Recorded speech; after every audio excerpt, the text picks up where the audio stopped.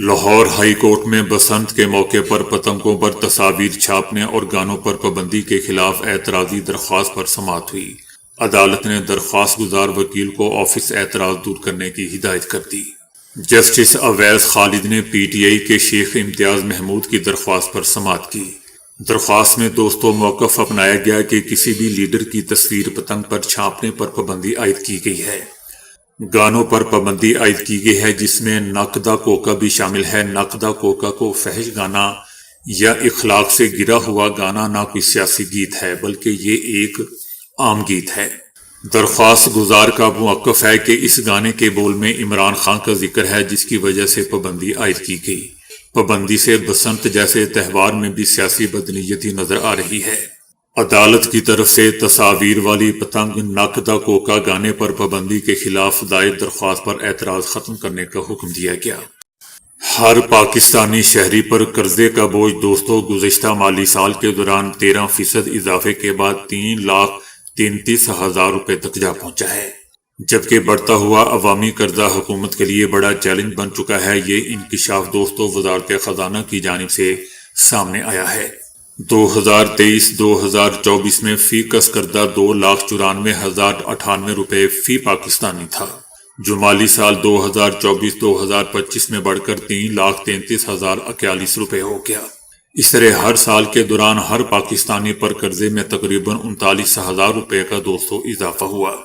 یہ حساب ملک کی 24 کروڑ 15 لاکھ آبادی کو مد نظر رکھ کر لگایا گیا ہے۔ پچھلے ایک سال کے دوران دوستو مجموعی عوامی قرضہ 71.2 کروڑ روپے سے بڑھ کر 80.5 کروڑ روپے تک جا پہنچا، جس کی بنیادی وجہ زیادہ سودی ادائیگیاں اور زر مبادلہ کی شرح میں تبدیلی رہی۔ اسی دوران حکومت نے بھی نئے محکمے قائم کیے، وفاقی کابینہ میں توسیع کی گئی اور نئی گاڑیاں اور فرنیچر خریدا گیا۔ حالانکہ سرکاری سطح پر دوستو کفایت اللہ شعاری کے دعوے کیے جاتے ہیں۔ لکھنؤ کے کنگ جارج میڈیکل یونیورسٹی یعنی KGMU کیمپس میں واقع قدیم مزارات کو لے کر دوستو جاری انہدامی نوٹس نے ایک بڑا تنازعہ کھڑا کر دیا ہے۔ اس معاملے پر سیاسی جماعتوں، مسلم مذہبی تنظیموں اور سماجی حلقوں میں شدید ناراضگی پائی جا رہی ہے۔ جمعیت علماء ہند نے اس کارروائی کو مذہبی آزادی اور آئینی حقوق کی کھلی خلاف ورزی قرار دیتے ہوئے نوٹس فوری طور پر واپس لینے کا مطالبہ کیا ہے۔ جمعیت علماء ہند کے صدر مولانا محمود مدنی نے کہا ہے کہ GMU میں حضرت حاجی حرمین شاہ کے آستانے میں توڑ پھوڑ اور اب حضرت مخدوم شاہ مینا کے احاطے میں واقع 500 سال سے زائد قدیم مزارات کے خلاف انہدامی نوٹس جاری کرنا نہ صرف غیر قانونی ہے بلکہ مذہبی جذبات کو ٹھیس پہنچانے کے مترادف بھی ہے۔ مولانا محمود مدنی نے تاریخی پس منظر بیان کرتے ہوئے کہا ہے کہ GMU میں یہ مزارات کم از کم 700 سال پرانے ہیں، جبکہ کنگ جارج میڈیکل کالج کی بنیاد 1912 میں رکھی گئی تھی۔ ایسی صورت میں یہ کہنا کہ درگاہیں کالج کے بعد وجود میں آئیں سراسر غلط اور گمراہ کن ہے۔ مولانا مدنی کا یہ بھی دوستو کہنا تھا کہ کالج کے قیام کے وقت ہی ریونیو محکمے نے درگاہ کی زمین کو باقاعدہ حد بندی کے ذریعے کالج کی زمین سے الگ کر دیا تھا، جو اس بات کا ثبوت ہے کہ یہ زمین اپنی مستقل اور آزاد قانونی حیثیت رکھتی ہے۔ مولانا مدنی کا یہ بھی کہنا تھا کہ 26 اپریل 2025 کو تقریباً 700 سال پرانے آستانہ حضرت حاجی حرمین شاہ کی حدود میں واقع وضو خانہ عبادت گاہ اور زائرین کی سہولتوں کو پروفیسر ڈاکٹر کے سنگھ کی نگرانی میں منہدم کیا گیا تھا، جو یک طرفہ اور مکمل طور پر غیر قانونی اقدام تھا۔ اس کارروائی کے لیے نہ کوئی عدالتی حکم موجود تھا اور نہ ہی کسی قانونی اجازت کا سہارا لیا گیا۔ مولانا محمود مدنی نے واضح کیا کہ متعلقہ زمین وقف ایکٹ 1995 کے تحت باقاعدہ وقف جائیداد ہے اور سنی وقف بورڈ میں رجسٹرڈ ہے۔ وقف قانون کے مطابق وقف املاک سے متعلق کسی بھی تنازع یا کارروائی کا اختیار صرف مجاز عدالت کو ہی حاصل ہے، نہ کہ کسی تعلیمی ادارے یا اس کے افسران کو۔ مولانا مدنی نے سنی وقف بورڈ سے بھی مطالبہ کیا کہ وہ اس معاملے میں فعال اور مؤثر کردار ادا کرے۔ ان کا کہنا تھا کہ وقف بورڈ کی ذمہ داری ہے کہ وہ قدیم مزارات، مذہبی مقامات اور تاریخی ورثے کے منظم نشاندہی کے لیے خصوصی مہم چلائے۔ ان کا کہنا تھا کہ کسی بھی صورت میں تاریخی مذہبی ورثے کے ساتھ چھیڑ چھاڑ قابل قبول نہیں ہے۔ جرمن چانسلر کا کہنا ہے کہ ایرانی حکومت کے دن گنے جا چکے ہیں۔ ان کا کہنا تھا کہ ایسا نظام جو اپنے ہی لوگوں کے خلاف کھلے تشدد اور خوف کے ذریعے اقتدار برقرار رکھے، اس کے دن گنے جا چکے ہیں۔ جرمن چانسلر کا مزید کہنا تھا کہ یہ چند ہفتوں کا معاملہ بھی ہو سکتا ہے۔ اس حکومت کے پاس ملک میں حکمرانی کرنے کی کوئی اخلاقی حیثیت باقی اب نہیں رہی۔ جرمن چانسلر کا دوستو، یہ بیان ایک ایسے وقت میں آیا ہے جب امریکی صدر ایران پر حملہ کرنے کی تیاری کر رہا ہے۔ صدر ٹرمپ نے آج ایک بار پھر ایران کو دھمکی دیتے ہوئے بتایا ہے کہ ہمارا ایک اور بحری بیڑا تیزی سے بھرپور طاقت کے ساتھ، جوش اور واضح مقصد کے ساتھ ایران کی طرف بڑھ رہا ہے۔ ان کا کہنا تھا کہ وینزویلا بھیجے گئے بیڑے سے بھی بڑے بیڑے کی قیادت عظیم طیارہ بردار بحری جہاز ابراہم لنکن کر رہا ہے۔ صدر ٹرمپ کا کہنا تھا کہ وینزویلا کی طرح یہ بحری بیڑا بھی طاقت تشدد سے اپنے مشن کو فوری مکمل کرے گا۔ ٹرمپ کا کہنا تھا کہ امید ہے کہ ایران جلد از جلد مذاکرات کی میز پر آئے گا، جوہری ہتھیار نہیں بلکہ ایسا معاہدہ کرے گا جو تمام فریقین کے لیے بہتر ہو۔ بزرگ سیاستداں حاجی غلام احمد بلور کا کہنا ہے کہ اسٹیبلشمنٹ نے میری عمر کا بھی لحاظ نہیں کیا اور میری جیتی ہوئی سیٹ پر مجھے ہرا دیا۔ بزرگ سیاستدان حاجی غلام احمد بلور نے 286 سال کی عمر میں انتخابی سیاست سے علیحدگی اختیار کر لی۔ ان کا کہنا تھا کہ میں نے اس ملک اور قوم کے لیے 55 سال سیاست کی، لیکن اسٹیبلشمنٹ کو شاید نہ بکنے اور نہ جھکنے والوں کی ضرورت نہیں ہے، اس لیے مجھے 3 بار ہرایا گیا۔ ان کا کہنا تھا کہ ہمارے ملک نے بھارت کو تو جنگی میدان میں شکست دی، لیکن معاشی میدان میں پیچھے ہیں۔ حکمرانوں سمیت تمام سیاسی جماعتوں کو ملک کے بارے میں سوچنا ہوگا۔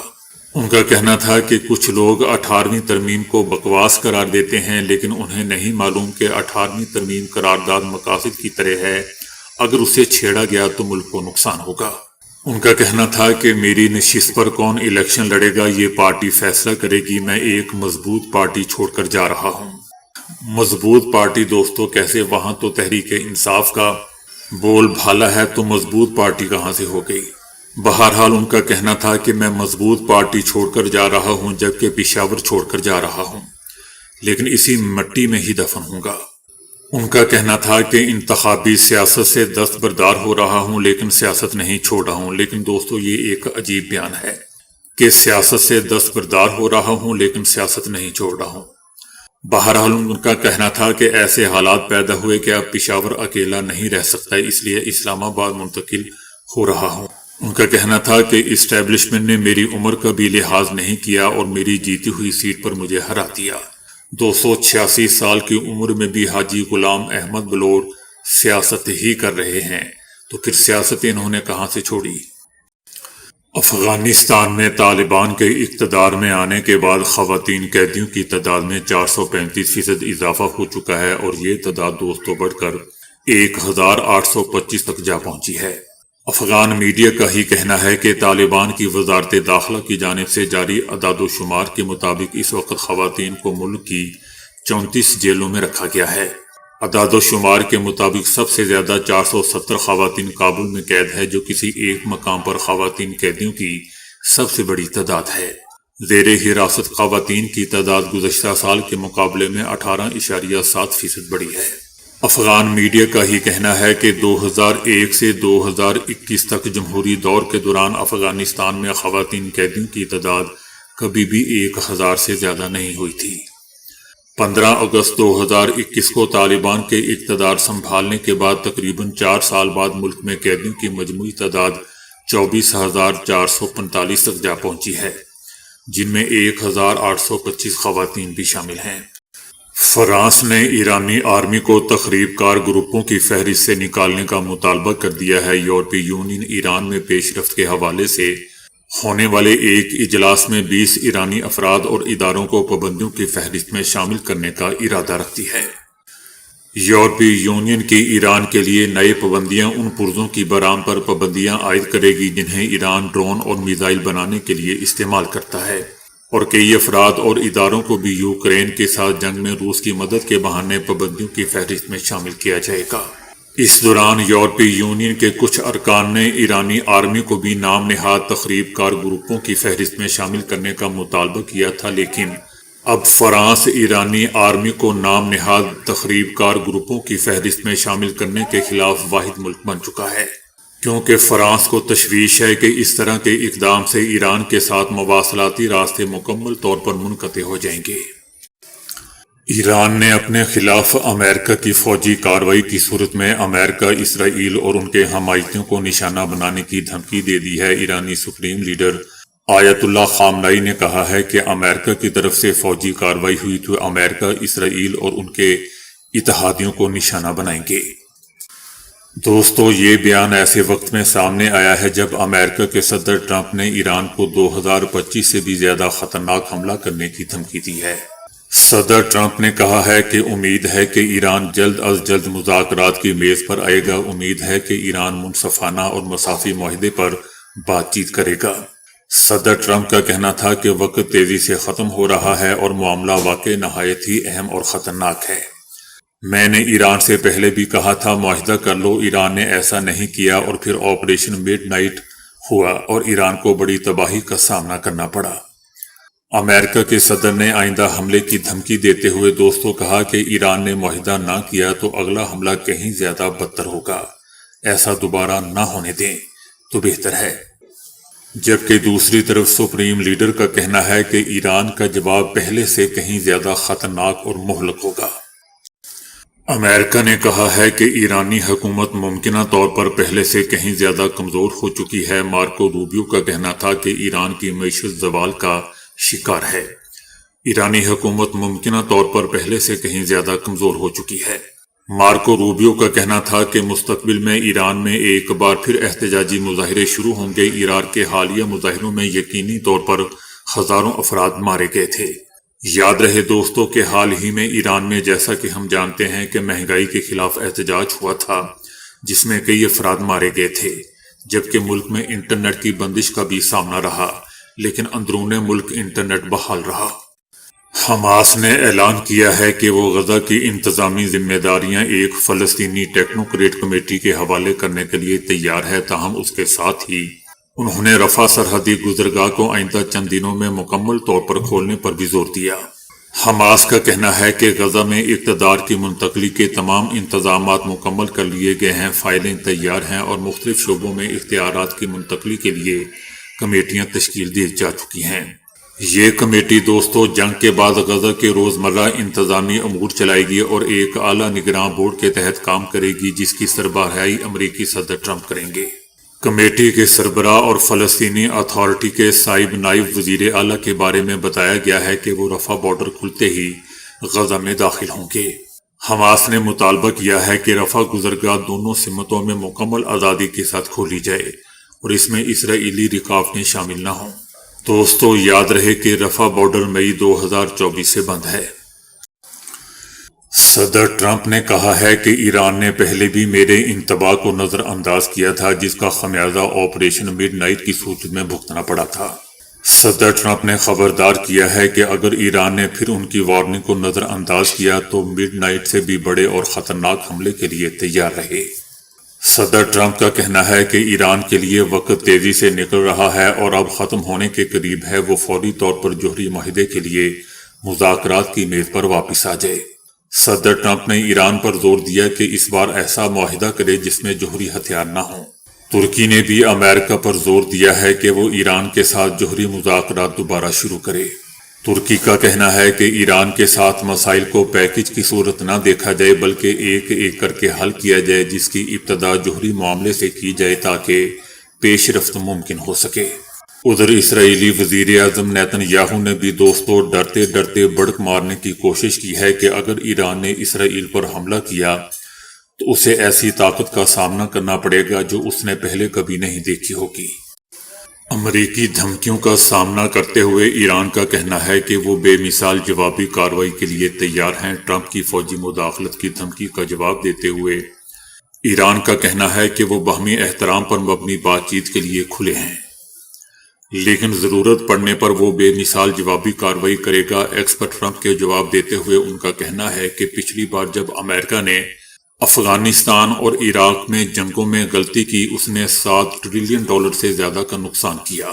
اور 7,000 سے زیادہ امریکی جانیں گنوائیں۔ بیان میں یہ بھی کہا گیا ہے کہ ایران باہمی احترام اور مفادات کی بنیاد پر بات چیت کے لیے تیار ہے، لیکن اگر دباؤ ڈالا گیا تو وہ اپنا دفاع کرے گا اور ایسا جواب دے گا کہ آپ افغانستان اور عراق کو بھول جائیں گے۔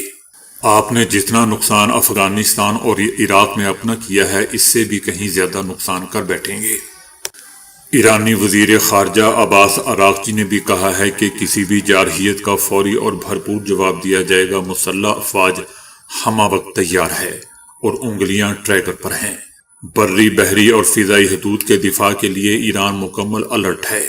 ایرانی وزیر خارجہ کا کہنا تھا کہ 12 روزہ جنگ کے تجربات نے دفاعی صلاحیت مزید مضبوط بنا دی ہے۔ ایران پہلے سے کہیں زیادہ تیز، مؤثر اور طاقتور جواب دینے کی صلاحیت رکھتا ہے۔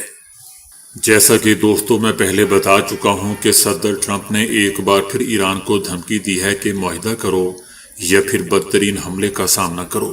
صدر ٹرمپ کا کہنا تھا کہ ایک اور بہت بڑا آرمڈ طیارہ بردار بحری بیڑا ایران کی طرف بڑھ رہا ہے۔ یہ بڑی طاقت، جوش اور مقصد کے ساتھ تیزی سے آگے بڑھ رہی ہے۔ امریکی صدر کا یہ بھی کہنا تھا کہ امید ہے کہ ایران جلد ہی میز پر آئے گا اور ایک منصفانہ اور مساوی معاہدے پر بات چیت کر لے گا۔ بھارت میں مہلک نیپا وائرس کی تصدیق شدہ کیسز سامنے آنے کے بعد ایشیا کے متعدد ممالک نے احتیاطی اقدامات بڑھا دیے ہیں اور ہوائی اڈوں پر اسکریننگ اور نگرانی سخت کر دی گئی ہے۔ وائرس کے پھیلاؤ کے خدشے کے پیش نظر مختلف ممالک نے بھارت سے آنے والے مسافروں کے لیے خصوصی چیک پوائنٹس قائم کر دیے۔ امریکی میگزین واشنگٹن پوسٹ کا کہنا ہے کہ امریکی سینٹر فار ڈیزیز کنٹرول یعنی CDC نے نیپا وائرس میں اموات کی شرح 40 سے 70% تک ہونے کا انتباہ جاری کر دیا ہے، جبکہ عالمی ادارہ صحت WHO نے نیپا کو ترجیحی خطرناک وائرس قرار دیتے ہوئے فوری تحقیق اور سخت نگرانی پر زور دیا ہے۔